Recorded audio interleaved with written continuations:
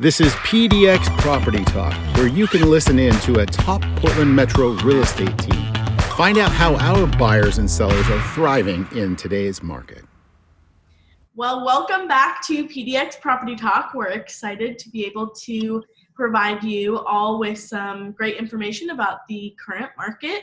And the topic today that we're going to talk about is how we are helping our buyers compete with multiple offers. So first, I'm going to go over kind of the statistics that we received for the month of July for our Portland Metro local market, because that will help preface why we're talking about the multiple offers that we're seeing currently. In the month of July, we had 1.2 months of inventory, which means if we were to not list any homes on the market today, we would run out of inventory in 1.2 months, which a neutral or balanced market is 6 months. So we are heavily in a seller's market currently. Another number I'd like to talk about is new listings in the month of July increased 15.8% from June 2020. And pending sales also increased, and that's what is causing less inventory to be available for buyers to purchase right now. Another number is the median sales price. So comparing to 2019, it increased 4.5% in the Portland metro area. And that's great for sellers. It's also a great time for buyers to take advantage of the low interest rates right now. So in the Portland metro area, the median sales price in 2019 was $408,000, and it's currently at $426,500 for the median price. So good information to talk about the market, and please let us know if you have any specific questions about stats in your local area. We're happy to provide that to you. Hey, Rachel, you just said that the listing inventory has increased over 15%, which is actually a great positive for buyers right now. So that is also an exciting piece of information. I think where we're seeing a big challenge is because the interest rates are so low, like you just said, there's just so many buyers out there swooping up properties. But it is nice to know as you enter this market that there is more listings now than there was. That's why this what we're talking about today is so important with multiple offers and strategizing. So thank you for those stats. That was incredible. Yeah, absolutely. It's really good information for both sides to have. So next, we're going to talk about how our team has had such a high success rate with the multiple offer situations with our buyers. We'll each talk about different strategies that we've all used throughout this time, and hopefully that helps you have confidence in purchasing in this market. We also want you to know that we are here to help work through writing your offers, and it may take a few in order to get that offer accepted. It's just kind of the market that we're in right now, but we are very excited to be able to help you and assist through that process. And we'll get through it together. All of our buyers end up purchasing a home, so it's still a fabulous time to purchase. So a couple of the strategies that I've been using and our team has. First, I'll talk about one which is an appraisal gap. So right now, we're not seeing a lot of low appraisals at all. But in the case to try and strategize and make your offer be more appealing to the seller, sometimes we can have a buyer that is willing to upfront in their offer. Let's say they're writing 5, 10, 15 over the asking price. The buyer may be comfortable by agreeing to cover some of that appraisal gap if the appraisal were to come in low. And that may be, $2,000, $5,000, whatever that buyer is comfortable with. But that is a strategy that we have seen that could help the seller feel more comfortable accepting an offer that is over asking. And another strategy that we use is we never recommend our buyers to waive their inspection periods altogether. But there is a clause that we could put in the offer stating that it's an as-is offer. It still allows the buyer to have a full inspection period and possibly negotiate a credit or or repairs, but it's just really giving confidence to the seller that you're not going to be nitpicky through inspection items, and you still have that time to protect yourself and make sure the home is in a condition that you're comfortable moving forward with. Jane, what were some of the things that you felt are good strategies that you've been using with? Yeah. Well, there's many, and you've mentioned a few. Another one is what we call an escalation clause, and it allows buyers to make a good best first effort on a purchase price on their offer. But buyers knowing that homes right now are going for more than asking. Some of them could be $20,000, $15,000 over ask. So if you have a buyer that is able to pay over ask, but would initially like to just make a good full price offer, we can do what you call an escalation clause. Like the house that I'm in front of here was one we did that with. So they offered a full price offer, and then our escalation was that we would come in at 5,000 increments over highest competing offer up to whatever the buyer's most comfortable max price is.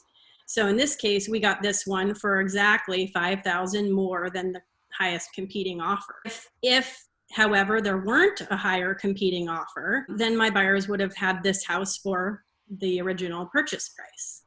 So it's a way to kind of hang on to your money, but you're willing to go more if you need to. And we have had some good results with that. Sometimes, however, you have homes where agents will say, we won't look at escalation clauses. So in that case, this isn't a strategy. Maybe you do one of the ones Rachel mentioned, which is, an as is or an appraisal gap. So yeah, have good luck with these. Jane, what's the significance of $5,000? Like you're saying 5,000, or do you have to do 5,000? What's the significance of that? Yeah, good question, Jesse. Yeah, so we don't want to write an escalation that's 200 more than the highest competing offer of 500, because in the grand scheme of a real estate deal, that money is nothing. So what's going to make your offer that much more appealing than the other? For a seller, it's got to be worth it. So it needs to be, we recommend 5,000 minimum. You can go more than that. We've done a couple 2,000 increments, but in this really competitive market, if you want to get that house and you're willing to pay a bit more, 5,000 is what we recommend. Yeah. Awesome. Thank you, Jane. Sure. How about Daphne? What have you been using to get your buyer's offers accepted lately? Well, I love all the strategies you guys have already brought up, and I've used them as well. I would definitely say for me, just to start off with, is communication is so key right now. We really need to make sure that we're talking with the seller's agent. As a buyer's agent, I need to be communicating with the seller's agent to really make sure I'm understanding all of the nuances of what the seller is looking for. One of the things that really works for me, and I'm actually just going to list a couple of them, but one is a rent back versus a longer escrow period. Some sellers would prefer a longer escrow period, and some of them would prefer a rent back. So really figuring that out. And a rent back is basically giving the seller an opportunity to stay in the home after you close. And usually you can, request monies for that. But now we really found success in saying, hey, listen, we get it. You're going to need a couple of weeks to move out. Absolutely. Go ahead and do that. And we're not even going to charge you for it. So if you're in a position to be able to do that, that's been really successful for us. And in some cases, a longer escrow period is actually more appealing to sellers. Not everybody's looking to jump ship as quickly as possible. But on the flip side as well, making sure you're communicating, because they might actually want a much shorter escrow period. So that's actually one of the things that has really been successful for me. The other thing is really understanding the hyper-local market. I mean, we are definitely in a seller's market right now. And it really just, some pockets are a little more in demand than others. And so really understanding what that is, so that you're not having to, you might not have to go in guns a-blazing, right, with some properties. And then I think the last tool in my kit would definitely be a shorter inspection period.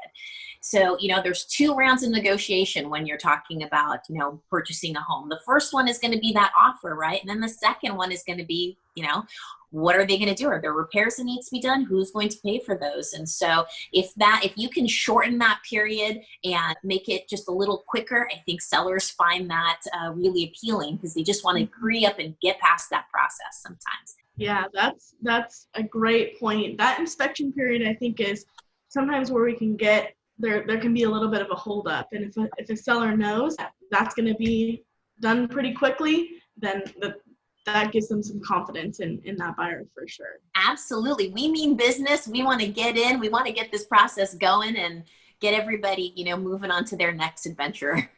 Sure, absolutely. Well, Jesse, can you tell us a little bit about the seller's perspective when receiving multiple offers from buyers? Yeah, absolutely. So I work with a lot of sellers, and every seller is different in what they're looking for and what they want and what their needs are. And so it's super important that we all as a team, which every one of us do, is we reach out to that listing agent, we gather that information, say, what is your seller's hopes and wishes, right? What in the end, what are they looking for? You'd be surprised how many agents don't even just ask that simple question. And when we ask that questions, a lot of times that listing agent will tell us everything we need to know. So we can tailor that offer so that when that seller receives it, it's almost like they read it and say, how did they know, right? How did they know that this is what we needed to move forward? So sellers really want you to be engaged with what their needs are. So if we can do that on an intimate level and gather that information, you're going to be super successful just right off the bat, just by writing those terms into the offer. So everything's going to be a little bit different. Now, one thing I will say also, I've seen a lot of success in being the very first offer that the seller receives. So it's interesting because you get, let's say you may have a property that only has one offer. You might not be in a multiple offer situation every time. However, if it's a house that is in great condition, it's clean, it's priced right, and it's in an affordable price range, you're likely going to have multiple offers in a situation where we've only have a 1.2 months of supply. Being that first offer, that seller's super excited. They've got the offer. They start studying it, right? The agent sends it to the seller. They start studying the offer. So you've gathered all the information that you need. You've put it in the offer. You've sent it to the seller. Something that we've had success with as well is having our clients write a letter. Write a letter a little bit about the property, how it makes them feel, how it makes our buyers feel about the property. And so if we can do that and accompany that letter or the offer with the letter, then they read it, and it's the first one they read, a lot of times they have a hard time getting their mind off of that when other offers come in. So they've already kind of mentally have been sold on our client, you the buyer, before any other offers come in. So we've had a lot of success with that. So as soon as you see a property, and we're out there showing you properties, as soon as you see that property, I would suggest writing that offer right away and being the first. Other than that, I will say, there's so many other little things that we can add into the offer, and that we're paying attention, asking those right questions. And today we've only given you a few. But what I will say is that our buyers are all successful. Every buyer that calls us or emails or texts or instant messages us, they say, hey, we want to get out and buy a home. We know the process. We set the expectations up front to let you know what you're going to experience. And in the end, you end up buying a home. So Rachel said this at the beginning, and just know, hang on, you might go through a house or two or three or four sometimes in some cases before you get to the finish line, but you will get to the finish line. I think someone on the team sent a meme the other day that said that today's time right now is kind of like a few months ago when you're in the grocery store looking for toilet paper and you can't find any toilet paper. So it's kind of like that being a buyer right now. You can't find any houses, but eventually it'll show up. Eventually that shelf will be restocked. Eventually we'll be able to see that house that is for you, get the offer accepted, and we're moving forward. Interest rates are incredible, like historic Yeah. low, right? So and there are opportunities coming up. It's a great time to purchase your legacy, your home, and we're just super honored to support you and be with you through that process. Absolutely. We love it. I want to piggyback one thing on you mentioning being the first offer. A lot of times I have buyers that aren't sure what to do when they do know the house that they want to write an offer on has other offers or are anticipating getting other offers. I really encourage my buyers to just write what you're comfortable with and know if it's the best that you can do, have peace with that. Because sometimes it can be stressful, especially first-time home buyers, when you write an offer and you're just waiting, and that excitement is you're just kind of sitting on that and waiting.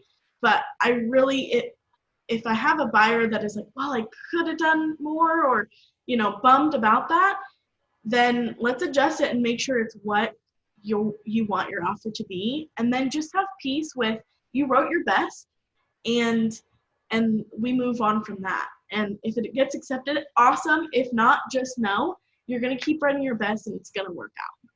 That's right. So, that's right. All good things. And I love that, Rachel. And I think that all of you do such a great job of finding that information out from the listing agent so that you can confidently say to your clients that we gathered all the information, you wrote your offer based on what you can do and the information we got, and you can confidently say that you did do your best. And so if you get it and you did your best, then keep your head up. I know sometimes it's hard, but we'll get there. Yeah, absolutely. I love it. Well, let's take a minute to talk about the houses that we have. Jane, I know you mentioned a little bit about yours and the escalation clause. Where was that home? This one was in Tigard near Washington Square. They love the house. It did need some fixing, which surprises some buyers in this market, that houses are going for such high prices and they still need to be fixed up. So that's just something to keep in mind as well. They had adjusted their expectations to that and they were okay with it. And it has a wonderful backyard, which you can't see from here. So they homeschool, so this was a really good fit for them. Nice. Great. Awesome. How about you, Daphne? Yeah, so I'm actually going to be going live with this property on Thursday. I'm really excited about it. I'm hanging out in their backyard and see if I could show you. You've got a cute little picnic table out there and little great low maintenance. I love it. Right, and they've worked really hard on the house. It's actually gorgeous. It's out in the northeast area, and it's a great little pocket, cute neighborhood. Super excited about it. Fun. Awesome. Jesse? This was also in East Portland, and sellers did a great job getting it ready, multiple offers, and the buyer's agent did a fabulous job of contacting us, getting all the information that they needed to structure an amazing offer. And that's what it's about right now. So, but yeah, beautiful property. And it was the first offer. Oh my gosh, right. Yeah. So, That's awesome. Well, mine is a new construction sample of what my buyer's home is going to look like. She picked out a couple different colors for the exterior, so that will look different, but it's off near Farmington and 160th, a new construction development there. Awesome. Well, does anyone have anything else to add? Just stay positive. I know it's kind of tough when you're out there. It can get a little discouraging, but like we all said, just stay positive. Give us a call. Let us know. We're going to help you find that house. Absolutely. Awesome. Thank you for enjoying PDX Property Talk with us, and we'll see you next time. Thanks, guys. Bye. Thank you for watching PDX Property Talk. Make sure to like and subscribe and watch some of our other videos. Also, stay tuned for other topics that will help you thrive in our local real estate market.